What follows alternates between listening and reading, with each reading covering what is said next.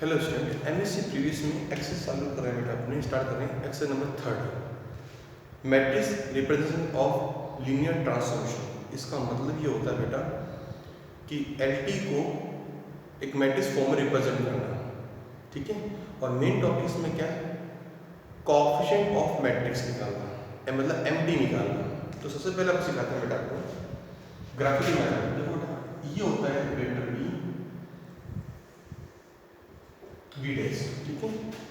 इसका बेसिस होता है, मैंने मान लिया अल्फा 1, अल्फा 2 और अल्फा n, ठीक है।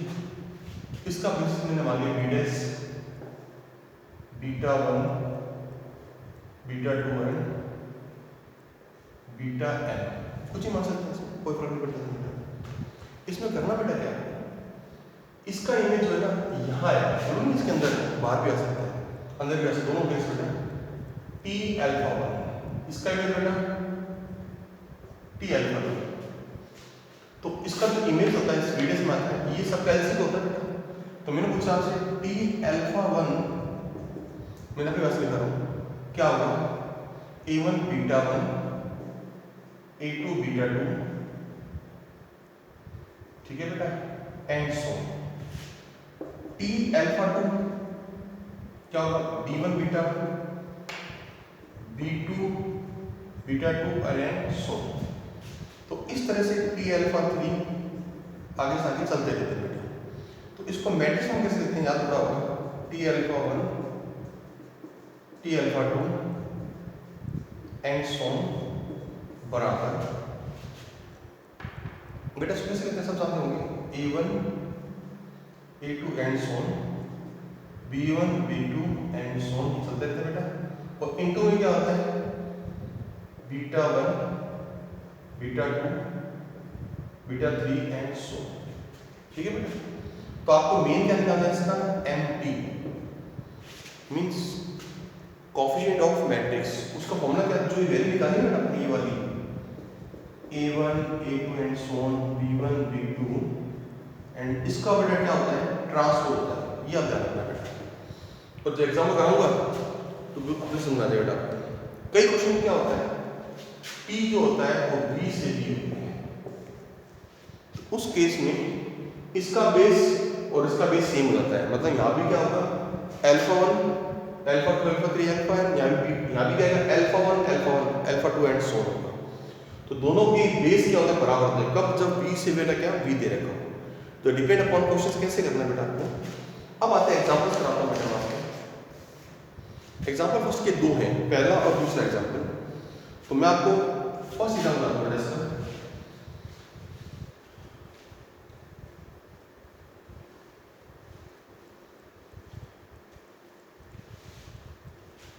तो बेटा इसका फर्स्ट एग्जांपल क्या कहता है, एग्जांपल कहता है फर्स्ट में टी ऑफ एक्स वाई बराबर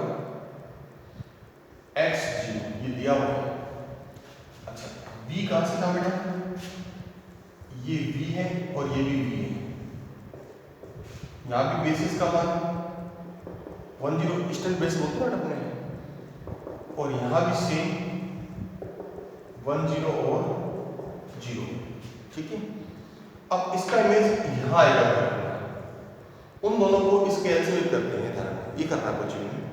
तो बताओ टी ऑफ, पहले क्या रखा हमने, ये 10 रखा यहाँ पर, कितना बड़ा है सामने, इसका रूल्स कहता है, इसका इमेज क्या होता है, एक्स पहले लिख दो बाकी 0 लिख दो, तो 1 लिख दिया और 0 लिख दिया, राइट। अब टी ऑफ दूसरा क्या है 0 1, तो पहला 0 है तो यहाँ 0 ये 0 थी 0 था बेटा, और ये भी 0, राइट। अब आपको इसको जो टी ऑफ ये आ रहा है 10 आ रहा है, इसकी वैल्यू कितनी आ रही है, इसको इन दोनों के एलसीएम करना है। ये बीटा 1 बीटा 2 हो गया ना, ध्यान रखना 10 ना बेटा, तो सीधे ही पढ़ाए तो 1.10 कर दो उसमें, और 0.001 कर दो, तो इसको गुणा जोड़ेंगे तो सेम यही रहेगा। तो ये बेटा ये क्या हो गया 1 और ये 0 वैल्यू होगी बेटा अपनी संख्या a1 a2 होगी बेटा। इसी प्रकार t01, इसकी वैल्यू कितनी यहाँ पर 0 0, नेचुरल है कि स्टैंडर्ड बेसिस के अंदर आपको यहाँ भी जीरो करना पड़ेगा और यहाँ भी जीरो। ये संख्या पहले भी लिख दो इसके ऊपर। अब आपको निकालना है एमपी। तो जो वैल्यू आ रही है ना 1 0, ये 0 0, इसका आ गया बेटा ट्रांसपोज। टी हटाएंगे तो रो को कॉलम में चेंज कर देंगे और ये आपका आंसर आ गया। इसको बोलते हैं कोएफिशिएंट ऑफ मैट्रिक्स, मैट्रिक्स गुणांक बोलते हैं इसको, एमटी बोलते हैं। ये अगर बेसिस स्टैंडर्ड बेसिस है तो ये संख्याएं पहले लिख दो, इसका पहला 1 यहाँ लिख दो, दूसरा 0 यहाँ लिख दो। अगर स्टैंड नहीं हो तो आपको a1 a2 xy का मान क्या करना पड़ेगा, ये आप ध्यान रखना बेटा हमेशा, ठीक है। तो फिलहाल अभी स्टैंड बेसिस है तो कोई दिक्कत नहीं है। अब आता है एग्जांपल नंबर दूसरा। दूसरे में भी दूसरे का ए और बी दो क्वेश्चन है। ए तो बहुत इजी है, पहले मैं सेकंड का एक करा दूंगा वापस बेटा। सेकंड का एक है v3 से यहां भी v3, राइट, मतलब v3 से क्या बेटा यहां भी क्या है v3। इसका बेसिस कितना बेटा है 1 0 0 0 1 0 और 0 0 0 1। यहां भी सेम ही मतलब कि v3 c3 ना इसके बेटा में 0 0 ये दे रखा है। आप क्वेश्चन में दे रखा है t x y z का मान क्या दे रखा है बेटा 2y plus z comma x minus 4y comma 3x, ठीक है बेटा ये क्वेश्चन है। तो पहले आप ये मान लीजिए, ये अल्फा 1 हो गया, ये अल्फा 2 अल्फा 3। तो t ऑफ पहले रखा 1 0 0, x का मान 1 है और y z 0 0, ये 0 हो गया बेटा, x का मान 1 है, यहाँ पर 3 हो जाएगा, राइट। अब इसको फिर t 0 1 0 बेटा, यहाँ केवल y का मान 1 है ना, बाकी 0 हो गई। एक यहाँ रखो 2 माइनस 4 और कितना बेटा 0 और t 0 0 1 ये वाला बेटा, क्योंकि ये अल्फा हो गया, अल्फा 1 हो गया, अल्फा 2 अल्फा 3 हो गया, ये बीटा 1 बीटा 3 हो गया, ठीक है। तो बेटा अब y z का मान एक ही हो गया, ये 0 और ये 0, राइट। अब इसको अपन इसको बेटा अपन कैसे लिख सकते हैं एलसी फॉर्म में, इसके एलसी फॉर्म में। इस जब सीधा स्टैंडर्ड फॉर्म आता है ना तो पहले 0 लगा दो, इसके आगे 1 0 0, इसमें 1 लगा दो इसके आगे और इसके आगे 3 लगा दो इसके आगे, आपको अपना बात समझ आ जाएगा बेटा गारंटी से।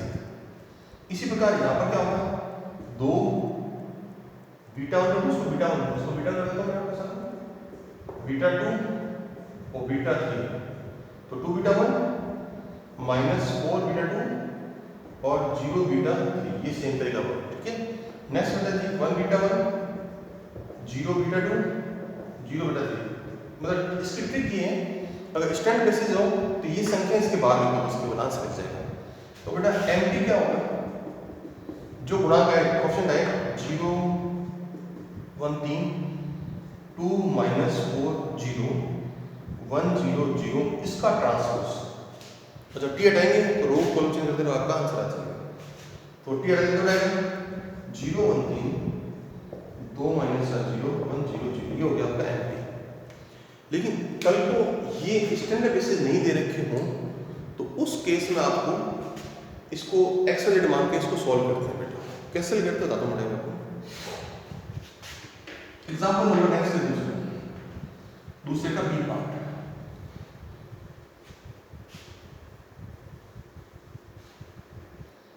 तो दूसरे बी पार्ट क्या है, फॉर्मूला कोई दे रखा है,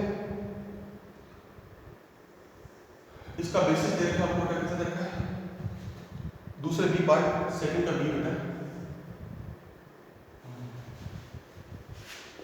सेकंड का बी पार्ट चल रहा है बेटा अपना, ठीक है।